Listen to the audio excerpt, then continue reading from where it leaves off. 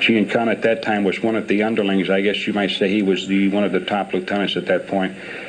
Things were handed out in different branches in organized crime, such as someone might handle the liquor license, someone would handle the loan sharking and the booking, and someone else would handle contracts for murder for hire, anything like that.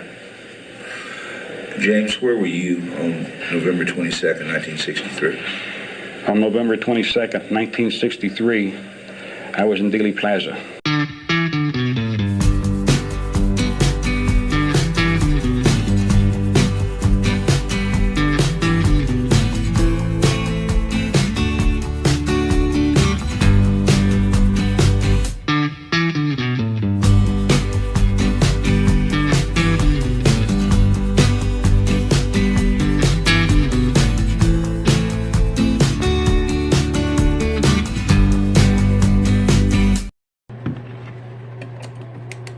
Alright. I think I've only got 2 more of these to do, and then we'll work around the edges. But in this video, we have what is called the Bay of Pigs, not Day, and I have a video on it already, and we'll do it after we do this one, and then there's 2 more that's made by the same channel. So now we're going to be working on this. In 1989, Houston private investigator Joe West launched an independent investigation to find the true killers of President John F. Kennedy. After 3 years of disappointments and dead ends, financed at his own considerable expense, West suddenly received a tip from an unexpected source, an FBI agent who asked to remain nameless. The tip led Joe West to Joliet State Penitentiary and a prisoner named James E. Files. Files, who was serving time for shooting an Illinois police officer, was at first reluctant to talk. Slowly and meticulously, West established a relationship with Files. Through months of personal visits and detailed correspondence, Files began to reveal his participation in the JFK assassination. Files was nearing a full confession when West became ill and passed away in 1993. It took 13 months after Joe West's death, but on March 22, 1994, associates of West's videotaped an interview with Files. In the interview, Files admits to being one of the shooters on November 22, 1963. He also implicates organized crime members Charles Nicoletti, Johnny Roselli, and Sam Giancana. For the next 2 frustrating years, attempts were made to bring the interview to the public, which finally led this confession to us. We now present this document to you in its unedited form exactly as it was taped. The breaks in the confessions occurred at the time of the taping. Nothing has been altered. We now leave the judgment of James E. Files and his confession in your hands. Please tell me your name. My name is James Files, and I changed my name basically at the end of 1963 for purposes of, let me rephrase that. I took the name Files in 1963. My real name is James Sutton. Say that again. My real name is James Sutton, but I changed my name in late 1963 due to the fact that at that time I wished to get married and raise a family. And what is your name now? Today I'm incarcerated. I'm under the name James E. Files. I have raised a family under that name, James Files. Did you change your names for any particular reason? I changed my name for a particular reason because I have been working with a radical Cuban group, and excuse me, what we wanted to do at that time was to protect my identity so they wouldn't know who I really was when I got married because of my family life. I didn't want anyone to retaliate on the things that we were doing. And so I took on a different identity that was authorized to me through a government agency. Were you ever in the armed services? I was in the 82nd Airborne. I went in 1959, state of entry, January.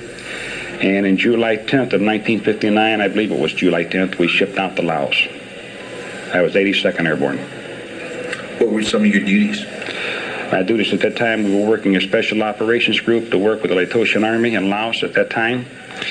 And I was there strictly as an advisor on training with small automatic weapons, setting detonators, explosives, mechanical ambushes. And there was just a handful of Americans there working with the Latoshan militia at that time. How long did you serve there? I was there through approximately 14 months. I was in Laos before I came home. You mentioned to me one time that you were in jeopardy of being court-martialed. Could you elaborate on that a little bit? I really don't wish to elaborate on that part of the court-martial. It had to do in the field, but not of cowardice. It was something that I did to hold face with the Latoshan Army. No problem. Could you tell me about how you first became involved in organized crime activities? Well, I first became, it's a strange way to start out, but I was racing stock cars and driving at a local track, and Mr. Nicoletti had taken a shine to my driving, and he had watched me on several occasions, and he had asked me once if I would like to drive for him one evening, and I took him out and test drove his car that we just picked up, a brand new Ford, and he was pretty well pleased with my driving, and from then on I became more like an assigned driver to him, and I did several drivings for him on different jobs that he did. An up-and-coming figure with organized crime, and he was known as one of the local hitmen. And as far as I'm concerned, he was the best there ever was, as far as I'm concerned. What mafia family did he work for? He was out of the Chicago family. Who would have been the boss of the Chicago family? At that time, Tony Accardo. That's before Giancana or after Giancana? Tony Accardo headed it up, and then Giancana came after that. Giancana at that time was one of the underlings. I guess you might say he was one of the top lieutenants at that point. Things were handed out in different branches in organized crime, such as someone might handle the liquor license, someone would handle the loan sharking and the booking, and someone else would handle contracts for murder for hire, anything like that. James, where were you on November 22nd, 1963? On November 22nd, 1963, I was in Dealey Plaza. I arrived at Dealey Plaza shortly before 10 a.m. that morning. What was your reason for being there? My reason for being there at that point was to look the area over, and I had driven a vehicle down there, and I had taken several weapons to Dallas, Texas. For what purpose did you do this? I did this for the sole purpose for the assassination of John F. Kennedy. Who instructed you to do this, James? Tell me the story. Back, your own words. The story started back, roughly 6 months prior to that, when Mr. Nicoletti contacted me one evening, and I had met with him, and he instructed me that we was going to do a friend of mine, and it was more like a personal joke because I had never liked John F. Kennedy since the Chandler's Bay affair, which is known as the Bay of Pigs. Were you at the Bay of Pigs, Jim? No, I was not at the Bay of Pigs, but I had helped train several of the operatives that were involved in the Bay of Pigs. But when you say help train them, what do you mean? I have trained them on what we call it Gator Ridge back then. Some people refer to it as No Name Key. Some people call it Assassin Ridge. It was in the Everglades down there in Florida. And we worked solely with the Cubans at that time. We'd supplied them with weapons. And the weapons had come basically from the government, from the CIA. They had been heavily involved in that. And at that time, David Atlee Phillips was my controller. And so I had never liked Kennedy since he had backed out on us. We didn't give him the firepower, and I felt that we'd been betrayed. But at that point, I had never even considered killing anybody at all over the situation. But when Charles Nicoletti told me that we were going to do my friend, I thought they were referring to a local party in town. And I said, why? I said, what the hell did he do? And he laughed. He says, no, not him. He says, we're going to do John F. Kennedy, the president. And I was a little bit shocked at first, but I said, hey, fine, great, it don't matter to me.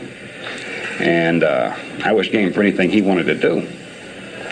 And then we discussed it, and then he asked me what I thought about with Johnny Roselli working with us. And I told him, I said, hey, fine, I like Johnny, got no problems there. So you knew John Roselli before that day? I knew John Roselli before that day. How did you meet him? I had met John Roselli in Miami and discussed a few things with him, and I had met him through David Atlee Phillips. And David Atlee Phillips was operative for the CIA. And through time, everybody got to be fairly well good friends. But I grew up basically under Chuck's wing, Mr. Nicoletti's wing. And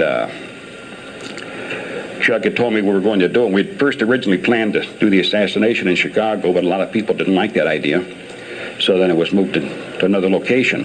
When you say we planned it, could you clarify we? Well, when I say we, I was just with Mr. Nicoletti. Whatever he said do, I would do. And when I say we, I'm referring like the only thing I did was just drive the car, whatever that they needed me for. And Mr. Nicoletti had asked me then at that point when we decided not to do it in Chicago and was going to be moved to Dallas, when John F. Kennedy had decided to go to Dallas, a week in advance I took the 63 Chevrolet that we had at that time, and I left and I went down a week early. I picked up the weapons from the storage bin that we had and loaded them in the car with everything I thought that we might need with a various assortment. And I left and I drove to Dallas.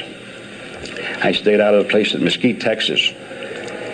And once I got there, I'd call back and notified Mr. Nicoletti that I was there and on the scene. And the following day, Lee Harvey Oswald came by the motel where I was at. They'd given him my location, and he took me out to a place somewhere southeast of Mesquite where I test-fired the weapons and calibrated the scopes on anything that might be needed. And then he was with me for a few days in town there. We drove around so I would know all the streets and not know running any dead end streets if anything went wrong and we had to flee from the area. So Lee Oswald spent time with you. He knew why you were there. You knew why he was there. Lee Harvey Oswald knew that I was there, but I never told him why I was there. He would just come over and told us to stay with me and to help me out and assist me in any way that he could. Lee Harvey Oswald and I never discussed the assassination of John F. Kennedy. I discussed that with no one. Because my part of it, I had no part of the assassination at that time. All I did was go down, take the car down, take the weapons down, clean the weapons, calibrate the scopes, make sure everything was functioning properly, and then know the immediate area surrounding Dealey Plaza back to the expressways and the other local highways that could be used as an extraction point to leave Dallas in case something should go wrong. At that point, I had no involvement at all in the assassination outside of that, just doing my little job that I had to do. Could you give me the exact chronology of what happened from the time you arrived in Dallas? You've already said that you went out, you test fired some guns and things.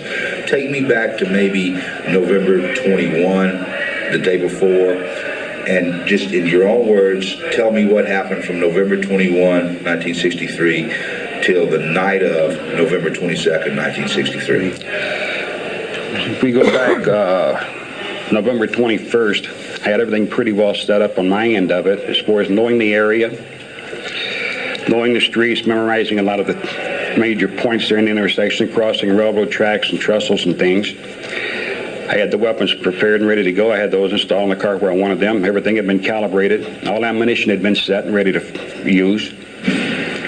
And I got a good night's sleep that night, and the following morning, I got up early, and I went to the Dallas Cabana Hotel to pick up John Roselli. And I'm going to say somewhere shortly around 7 o'clock that morning, maybe a few minutes past 7. And I picked up Johnny Roselli, and we drove from the Dallas Cabana to Fort Worth, Texas, to a pancake house they had there, just off the major highway.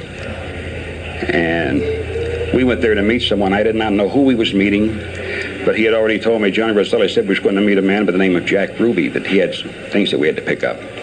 And when we got there, Johnny Roselli told me, he said, I'm going to go in and sit in the booth. He says, you wait and come in later. He said, sit somewhere else where you can keep an eye on me in case something goes wrong. I want you to cover my backside. So I positioned myself after Johnny Roselli went in. I stood at the counter, ordered a cup of coffee, and sat there and waited. This one heavy-set gentleman came in, and he went over, and he knew Johnny Roselli, I assumed, that they shook hands. They talked for a minute and sat down in the booth together.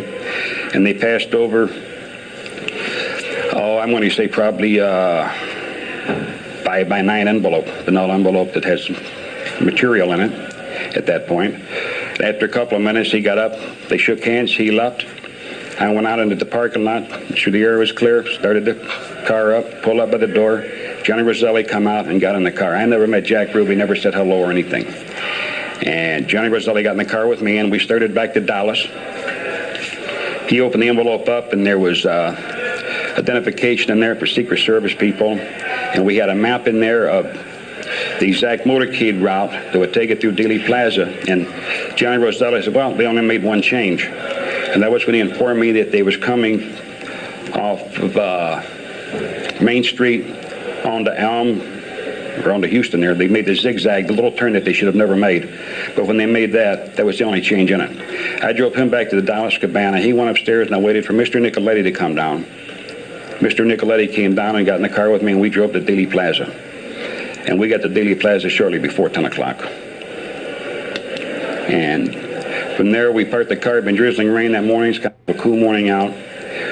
I parked the car beside the Dowtech building. Mr. Nicoletti and I got out, and we walked up and down the complete area at Dealey Plaza. We covered every corner, walked by the buildings, looked over several different things. And we were just talking, having casual talk about one thing or another, the weather and everything.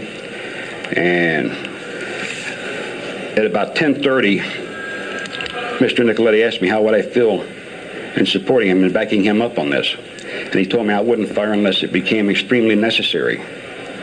And I told Mr. Nicoletti, I said, Jesus, I'd be honored to do anything to back you up. And he asked me, he says, where would you, he said, far as it goes outside, if you was to be outside here, he said, where would you position yourself at in Dealey Plaza? And I told him, I said, well, I'm looking everything over and walking, and the week that I've been down here, I said, I think I would choose up there behind the tree behind that stockade fence on the high ridge by the knoll up there. And he says, why there? I said, well, I've got the railroad yard and back up in there. We've got a parking lot there. I've got a place to where I could stash whatever I would need. I said, and I can pass off myself off as a work in the railroad yard for the time being until that time comes. And nobody would really pay any attention to me. And he asked me then, he says, where do you think would be the best place for me? I said, well, I think the Dowtech building with the new change in it, I think the Dowtech building over there would give you the best advantage point there. And he said, I think so too.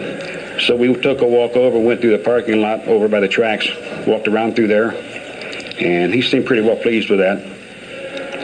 And then at that point, it was about 11:10, he asked me what weapon would I choose to use over there. And I told him, I said, I would like to use the fireball. He says, why that one?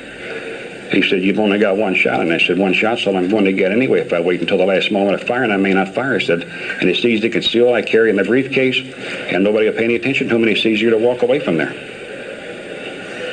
And that's exactly what we did at that point. And shortly before noon, we went back to the vehicle. I took the briefcase out and turned my jacket inside out. I went back into the yard, to the railroad yard there. I secured the briefcase. And then I hung out back there, and I walked down on the grassy knoll. I looked things over.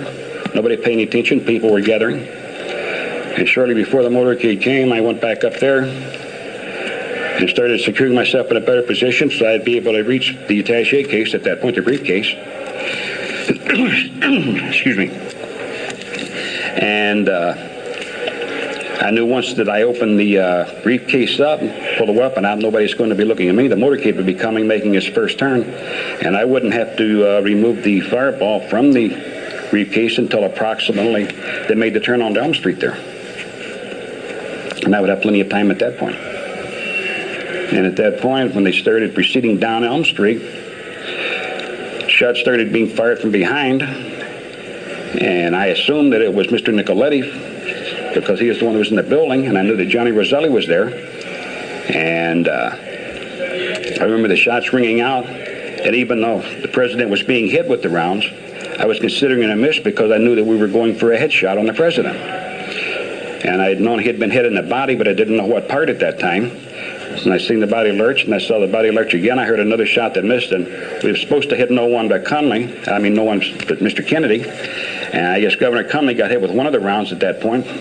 And I wasn't even sure of that because I was keeping Kennedy as best I could in the scope on the fireball. And when I got to the point where I thought it would be the last field of fire, I had zeroed in to the left side of the head there that I had, because if I waited any longer, then Jacqueline Kennedy would have been in the line of fire. And I'd been instructed for nothing to happen to her. And at that moment, I figured this is my last chance for a shot, and he still had not been hit in the head. So as I fired that round, Mr. Nicoletti and I had fired approximately at the same time as the hit started forward, then it went backwards. And when I would have to say that his shell struck approximately 1,000th of a second ahead of mine, maybe, that's what started pushing the head forward, which caused me to miss in the left eye, and I came in on the left side of the temple. And at that point through the scope, I witnessed everything matter and skull being blown out to the back of the limousine, and everyone on television watching saw Jackie Kennedy crawl out there to get it. And I watched her hold on her hand to crawl back in the car, and I put the fireball back into the briefcase and closed it up, and I'd pull my jacket off, reverse my jacket, so I would have, instead of a plaid slide out, I would have the gray like a dress jacket, more or less. And I put a cap on my head, my hat, to walk away with carrying a briefcase. How did you exit the plaza? When I exited the plaza, I walked to the edge of the stockade fence. I did not walk down the steps. I walked back over, across the grass to the dead-end street that ends there by the parking lot. And I proceeded to, I believe that's Houston, cross Houston and went into the Dowtech parking lot. And when I got into the car, Mr. Nicoletti was already in the car, and so was Johnny Roselli. And I got in the car and drove away. What happened to the shell casing that you fired at John Kennedy? The shell casing that I fired at John Kennedy, when I took it out of the weapon, it's one of those moments when you feel like you're above everything else, and I guess I was a little bit cocky with it all. I took the casing, I put it in my mouth while I put another casing cartridge into that one. Before putting it into the case, and as I started to leave, I took the casing and I bit down on the casing to leave teeth marks on it, and then I set the casing as a symbol right on top of the stockade fence, which I know I should have never done, but I did that. And over the years, through other people, I have left certain trademarks along the way. But the casing was mine. It had teeth marks on it, and no one knew it was teeth marks here until recently in 1994. And they just had that examined to find out that it was teeth marks on there. But I left it more or less as a signature of my calling card. Your trade? You might say my trade.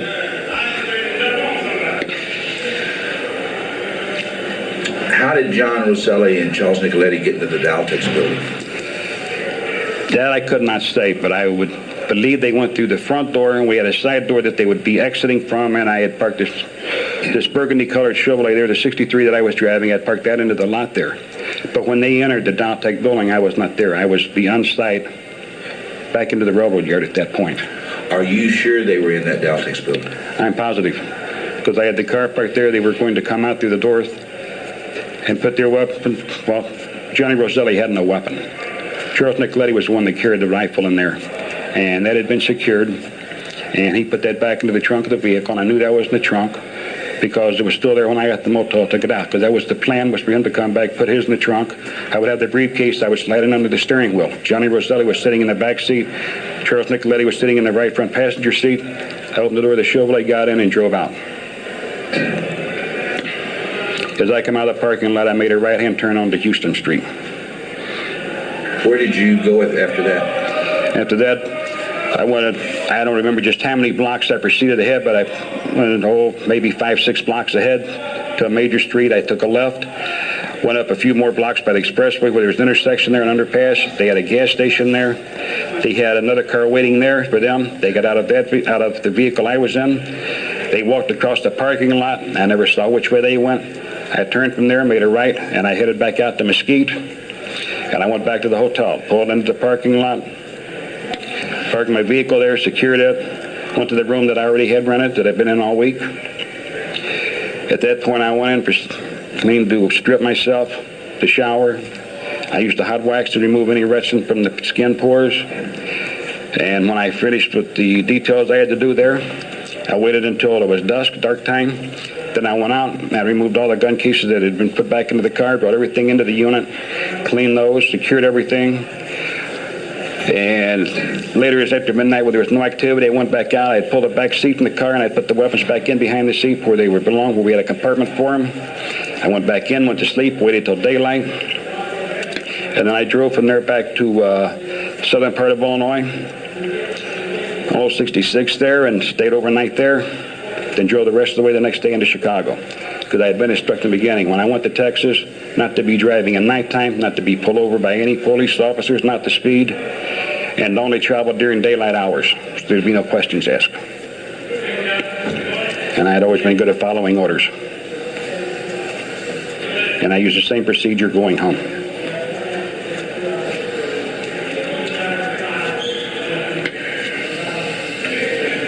Let's stop for a second. But these people here, in the beginning, I couldn't get nothing done. They were all down on me because a cop got shot. And my guitar was, okay.